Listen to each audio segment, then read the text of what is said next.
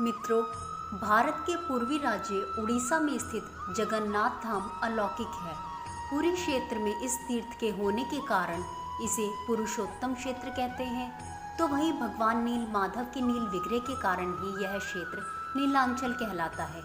भगवान जगन्नाथ जहां अपने भाई बहन के साथ निवास करते हैं, इसलिए यह उनका धरती पर बैकुंठ तो है ही।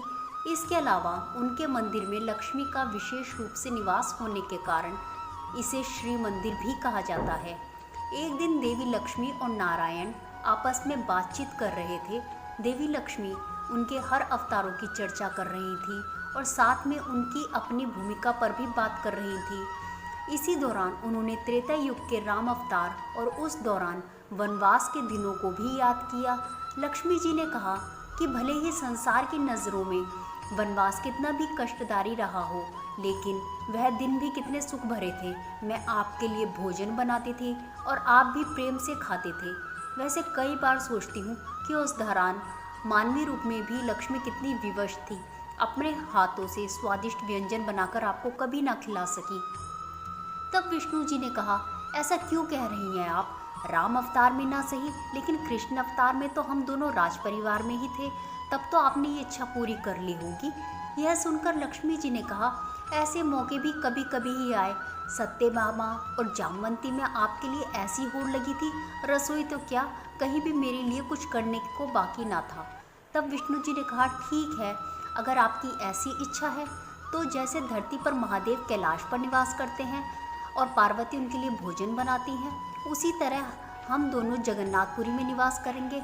वहाँ आपको पारिवारिक माहौल भी मिलेगा और आप मुझे अपनी इच्छा से भोजन पकाकर खिला भी सकेंगी। विष्णु जी की यह बात सुनकर देवी लक्ष्मी बहुत खुश हुई, लेकिन भगवान विष्णु ने इसमें एक शर्त भी जोड़ दी कि महाभोग सिर्फ और सिर्फ मेरे लिए ही रहेगा, आप इसे किसी को भी नहीं देंगी। लक्ष्मी ने उनकी यह बात मान ली। इस तरह पुरी के मंदिर में महाभोग बनने लगा। एक दिन महादेव शिव और ब्रह्मदेव महाभोग की लालसा में पुरी पहुँचे। देवी लक्ष्मी ने उनका स्वागत फल और मिठाइयों से किया, लेकिन महाभोग नहीं दिया। ब्रह्मा जी ने देवी लक्ष्मी से कहकर प्रसाद मांगा तो उन्होंने साफ मना कर दिया और कहा, नारायण ने शर्त रखकर वचन लिया है कि महाभोग सिर्फ उनके लिए ही है। ऐसे में शिवजी और ब्रह्मा जी निराश होकर लौट आए। इस तरह कई वर्ष गुजर गए। महाभोग सिर्फ भगवान विष्णु के लिए ही बनता रहा और सभी लोग उसे पाने की लालसा करते रहे। लेकिन एक दिन ऐसा भी मौका आया जिससे सभी को महाभोग पाने का सुख मिला। हुआ यूँ कि एक बार देवर्षि नारद कहीं जा रहे थे। उनके कानों में हरि कीर्तन की आवाज़ पड़ी तो वह उस दिशा में चले गए। वहाँ जाकर देखा तो एक हरिभक्त एक तारा बजाते हुए प्रभु कीर्तन कर रहा है। कुछ अन्य लोग भी वहाँ मौजूद थे। देवर्षि नारद भी कीर्तन में शामिल हो गए। कीर्तन समाप्त होने के बाद उस भक्त ने सभी को प्रसाद दिया। देवर्षि नारद को भी थोड़ा प्रसाद मिला, लेकिन जो भी मिला उन्होंने उसे सहर्ष स्वीकार कर लिया और ग्रहण किया। प्रसाद इतना अलौकिक था कि उस थोड़े में ही नारद मुनि को तृप्ति हो गई और वह उसका गुणगान करने लगे। तब उस भक्त ने कहा कि यह तो नारायण के चरणों का बहुत ही सामान्य प्रसाद है। अगर आपने जगन्नाथ में महाप्रभु का महाभोग चख लिया तब तो सब कुछ ही भूल जाएंगे। यह सुनकर देवर्षि नारद चौंके और बोले, महाभोग ये क्या होता है? मुझे तो इस बारे में कोई जानकारी ही नहीं है। भगत ने उनकी उत्सुकता देखकर सारी बात बताई और ये भी कहा कि यह महाप्रसाद नारायण के बड़े से बड़े भक्तों को भी नहीं मिला, बल्कि ब्रह्मदेव और शिवजी को भी इसे अभी तक नहीं चख सके। तब नारद मुनि को थोड़ा सा अभिमान हुआ कि मैं तो नारायण का सबसे परम भक्त हूँ, मुझे तो तुरंत ही ये प्रसाद मिल जाएगा। ऐसा सोचकर वह वहाँ से चले गए। असल में यह भक्त कोई और नहीं, शिवजी का ही एक गण था जिसने उनके आदेश पर यह सब किया था। भगत से महाभोग की बात सुनकर देवर्षि नारद तुरंत ही नीलांचल में जगन्नाथ धाम पहुँचे। वहाँ वह देखते हैं कि खुद देवी लक्ष्मी प्रभु का प्रसाद बना रही हैं। यह देख नारद मुनि बहुत चकित हुए। उन्हें देखकर लक्ष्मी जी उनसे उनके आने का कारण पूछने लगी तो उन्होंने कहा कि वह तो सिर्फ नारायण के दर्शन करने आए हैं। लक्ष्मी जी ने कहा, चलिए उनका ही भोजन लेकर चल रही हूँ, आप भी दर्शन कर लीजिएगा। नारद मुनि जो महाभोग पाने की लालसा में ही जगन्नाथपुरी पहुँचे थे, वह तुरंत ही देवी के पीछे पीछे चल पड़े। भोजन कक्ष में जब तक नारायण भोजन करते रहे, नारद मुनि उन्हें देखते रहे। फिर जब प्रभु ने खा लिया वहाँ से चले गए। तब देवर्षि देवी लक्ष्मी से उसका प्रसाद मांगने लगे, लेकिन लक्ष्मी जी ने मना कर दिया। नारद मुनि उस दिन तो निराश होकर लौट आए, लेकिन अगले दिन फिर पहुंच गए और इस बार छुपकर भगवान के भोजन कर लेने का इंतजार करते रहे। जब भगवान ने भोजन कर लिया तो नारद मुनि ने चुपके से थाली में एक कटोरी उठा ली, जिसमें थोड़ी सी खिचड़ी भात रह गया था। जैसे ही नारद मुनि ने उससे भात निकालना चाहा तो वह असफल रहे। कटोरी से एक भी दाना नहीं उठा। हार कर वह देवी लक्ष्मी की कटोरी वापस करने पहुंचे और इसका कारण पूछा तो उन्होंने कहा, प्रभु के आदेश और मेरे वचन के कारण कोई अन्य इस महाभोग को चख नहीं सकता। ऐसा कहते हुए लक्ष्मी जी ने बची हुई खिचड़ी भात निकालकर चिड़ियों को चुगा दी। नारद मुनि बहुत निराश हुए। उस दिन तो वह वापस लौट आए, लेकिन एक दिन वह फिर से माता लक्ष्मी की सेवा में प्रकट हुए और कहा, माँ, आप प्रभु के लिए इतना काम करती है, अकेले भोज तैयार करती हैं, वन से फूल लेकर आती हैं, मुझे भी सेवा करने का मौका दे। देवी लक्ष्मी उनकी असली मंशा जानती थी, फिर भी नारद मुनि की बहुत विनती करने पर उन्हें वन से ईंधन लाने का काम सौंप दिया। लेकिन नारद मुनि ने कहा कि ईंधन तो मैं ले आऊँगा, लेकिन भोज बनाने में भी आपको सहायता चाहिए होगी। तब लक्ष्मी जी ने कहा, भोज तो मैं बहुत आसानी से ही बना लेती हूँ। मैं मिट्टी के 9 पात्रों में अलग अलग भोजन सामग्री रखकर उन्हें एक के ऊपर एक इस प्रकार ढककर चूल्हे पर चढ़ा देती हूँ। बस मुझे और कुछ नहीं करना होता है। सबसे पहले ऊपर के पात्र का भोजन पकता है और फिर एक एक करके नीचे के सभी पात्र में भी भोजन बन जाता है। माता लक्ष्मी ने ऐसा कहकर करते हुए भी दिखाया। नारद मुनि ने ये देखा तो देखते ही रह गए। उन्हें अभी तक महाभोग चखने को भी नहीं मिला था और इस रहस्य को देखकर तो वह चकरा ही गए। कहते हैं कि पूरी धाम में आज भी माता लक्ष्मी की ही कृपा से महाभोग तैयार होता है। इसकी विधि भी ऐसी ही है जैसे माता लक्ष्मी ने बताई थी।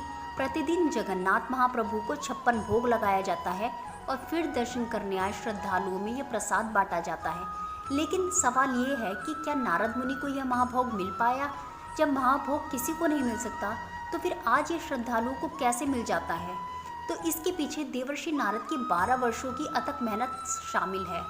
देवर्षि नारद पुरी के जगन्नाथ धाम पहुँचे तो थे महाभोग की लालसा में, लेकिन उसे पाने में विफल रहने के बाद उन्होंने माता लक्ष्मी से प्रार्थना करते हुए कहा कि नारायण की सेवा को मैं हमेशा ही करता रहूँगा, अपनी भी सेवा का अवसर आप मुझे दें। देवी लक्ष्मी नारद मुनि की बात मान ली।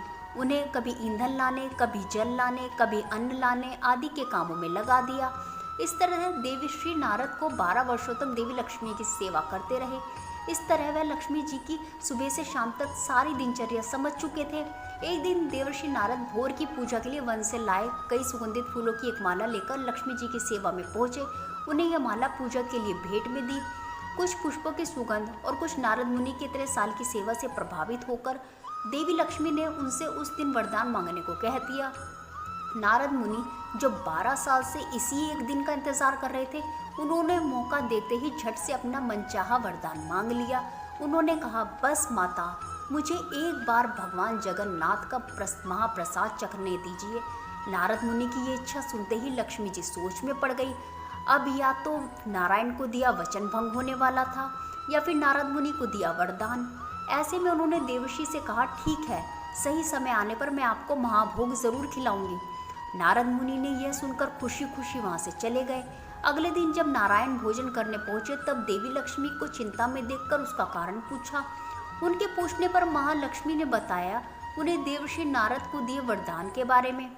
सारी बात सुनकर विष्णु जी बोले, ठीक है देवी, आपका वरदान मेरा भी वरदान है। आप देवर्षि नारद को जरूर महाभोग खिला दें, लेकिन उनसे कहिएगा कि भोजन के साथ साथ वह इस बात को भी पचा जाए कि उन्होंने महाभोग चखा है। अगर ऐसा नहीं हुआ तो सदियों से जो मैं सभी के लिए मना करता आ रहा हूँ, इससे शिवजी और ब्रह्मा जी को भी अच्छा नहीं लगेगा। विष्णु जी की अनुमति मिलने पर देवी लक्ष्मी ने एक दिन नारद मुनि को भोजन पर आमंत्रित किया। उन्हें प्रभु का महाभोग चखाया। नारद मुनि यह दिव्य भोजन करके सिर्फ तृप्त नहीं हुए बल्कि आनंद से भर गए। उन्होंने थोड़ा सा और भोजन के बाद भी मांग लिया और अपनी पोटली में लेकर त्रिलोक भ्रमण करते रहे। इस दिव्य भोज के बाद उनकी खुशी का ठिकाना नहीं था। वह नारायण के साथ मन ही मन हंसते मुस्कुराते चले जा रहे थे। उधर कैलाश पर महादेव ने देवताओं की एक सभा बुलाई थी। उस सभा में इंद्र और यम की समस्याओं पर बात होनी थी। यमराज की समस्या ये थी कि धरती पर बैकुंठ के आ जाने से कर्म का सिद्धांत और संतुलन बिगड़ रहा है। इसी बात पर चर्चा हो रही थी। इतने में देवर्षि नारद भी वहां पहुंच गए। सभी ने उनका सत्कार किया। फिर चर्चा शुरू हुई। इस दौरान महादेव ने कहा, वैसे ये तो बड़े आनंद की बात है कि धरती पर जगन्नाथ धाम स्थापित हुआ है और श्रद्धालुओं को धरती पर ही बैकुंठ का सुख मिल रहा है। क्या इससे भी बड़े आनंद की बात कुछ हो सकती है? देवर्षि नारद, जो कि अभी तक महाभोज के स्वाद में ही डूबे हुए थे, अचानक ही बोल पड़े, हो सकती है महादेव, बिल्कुल हो सकती है, अगर आपने जगन्नाथ धाम का महाभोज चखा हो तो। यह सुनकर शिवजी समेत सभी लोग सकपका गए। वहीं नारद मुनि भी घबरा गए कि अनजाने में उन्होंने क्या बोल दिया, इसे तो गुप्त रखना था। अब उनकी सारी बात सुनकर शिवजी ने पूछा, क्या आपने महाप्रसाद चखा है? अब नारद मुनि फंस गए थे, झूठ नहीं बोल सकते थे, इसलिए उन्होंने सारी बात बताई और यह भी बता दिया कि वे थोड़ा प्रसाद लेकर भी आए हैं। यह सुनकर शिवजी ने कहा, मुझे भी वह प्रसाद दीजिए। नारद मुनि को वो प्रसाद उनके हाथ बांटना पड़ा। इसे चक्कर महादेव भी भाव विठ्ठल हो गए और आनंद तांडव करने लगे। शिवजी के आनंद तांडव से सारा कैलाश डगमगाने लगा तो पार्वती जी दौड़ी दौड़ी आई। उन्होंने शिवजी से इतने आनंद का रहस्य पूछा। शिवजी ने बताया कि उन्होंने महाप्रभु जगन्नाथ का महाप्रसाद चख लिया है। इस पर पार्वती जी ने कहा, मुझे भी खिलाइए।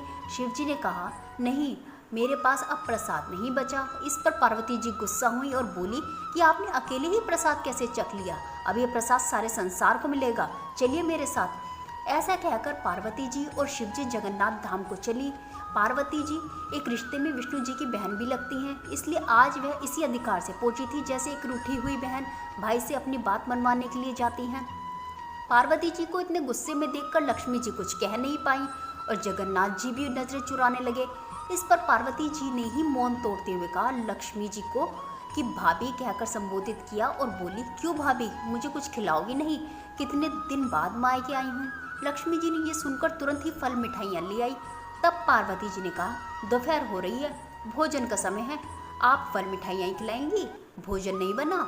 यह सुनकर लक्ष्मी जी जगन्नाथ की ओर देखा। वह नजरें चुराते हुए मुस्कुराने लगे। इतने में नारद मुनि भी आ गए, लेकिन सबके सामने जाने से बचने लगे। तब जगन्नाथ जी ने कहा, यह सारा किया धरा आपका ही है, सामने आइए, सारा क्रोध अकेले मैं ही क्यों सहूं? तब देवी पार्वती ने क्रोधित होते हुए कहा कि आपने महाभोग खुद तक ही सीमित क्यों रखा? ये तो जगत के नाथ के लिए अच्छी बात है। जगन्नाथ, भगवान विष्णु ने कहा कि देवी लक्ष्मी के बने हाथ का भोज का प्रसाद पाने से सभी कर्म के सिद्धांत से वो मुक्त हो सकते हैं। इस तरह पाप पुण्य का संतुलन बिगड़ जाता, इसलिए मैंने उसे सीमित कर रखा था। लेकिन अब अगर आप कहती हैं तो मैं इसे आज ही सार्वजनिक करता हूँ। अब से जगन्नाथ के लिए जो भी महाभोग तैयार होगा वह पहले आपको ही चढ़ाया जाएगा, उसके बाद ही मैं उसका भोग लगाऊंगा। आप अपनी संतानों से कितने स्वच्छ विमल भाव से प्रेम करती हैं, इसलिए आज से आप भी देवी बिमला के नाम से जगन्नाथ धाम में ही निवास करेंगी। इसे बिमला शक्तिपीठ के नाम से जाना जाएगा। महादेव भी अपने भैरव स्वरूप जगत के नाम से यहाँ निवास करेंगे और मेरे जगन्नाथ नाम को सार्थक करेंगे। इसके साथ ही जो भी श्रद्धालु केवल श्रद्धा और भक्ति भाव से आपका और मेरा दर्शन कर इसी भाव से प्रसाद को स्वीकार करेंगे, वह अपने बंधनों से मुक्त हो जाएंगे। लेकिन प्रसाद ग्रहण करते हुए अगर वह स्वाद, गंध, कामना या किसी अन्य सांसारिक विषयों के बारे में सोचेंगे तो उनके लिए यह केवल एक व्यंजन भर रह जाएगा। इसलिए कहते हैं कि प्रसाद को प्रभु के साक्षात दर्शन के तौर पर ही देखना चाहिए। इसे ग्रहण करते समय केवल भक्ति भाव ही रखनी चाहिए, सांसारिक बातें नहीं। तो दोस्तों, अगर आपको हमारी प्रस्तुति अच्छी लगी हो तो कृपया इसे लाइक ज़रूर कीजिएगा और हमारे चैनल को सब्सक्राइब ज़रूर कीजिएगा और कमेंट बॉक्स में लिखिएगा जय जगन्नाथ।